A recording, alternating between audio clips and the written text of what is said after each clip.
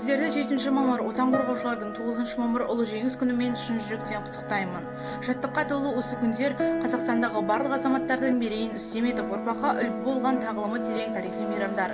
Бұл отан қорғаушылардың бұрынғы және қазіргі кездегі даңқты ерліктерін сый құрмет ретінде көрсетілген айрықша күндер.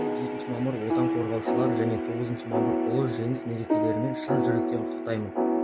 Шаттыққа толы осы күндер Қазақстандағы барлық азаматтардың мерейін үстем еткен, ұрпаққа үлгі болған тағылымы терең тарихи мейрамдар. Бұл отан қорғаушылардың бұрынғы және қазіргі кездегі даңқты ерліктеріне сый құрмет көрсетілген айрықша күн. Бұл мереке жанқияр ерліктің еңселі елдіктің рухы өрлеп, мені жауы желбіреген күн. Бүгінгі тәуелсіздік тұғырын берік, еңсеміздің биік болуда, еліміздің өркендеуі мен елордамыздың гүлденуде осынау мерекенің жемісі. Баршаңызды дендеріңізге саулық, шаңырақтарына шаттық, бақ пен береке тілеймін. Бұл жеңіс оңайлықпен келген жоқ.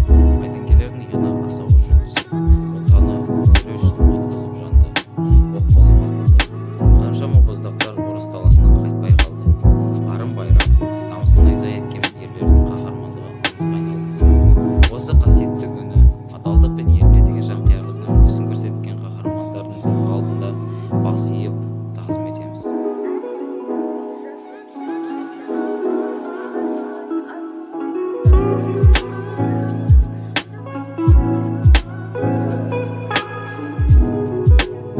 Мол құбылып тұрса дағы барманы, адамзатты алға бастар арзаны. Бір оғындай момышұлы бауыржан туа біткен туралықтың тарланы. Самастан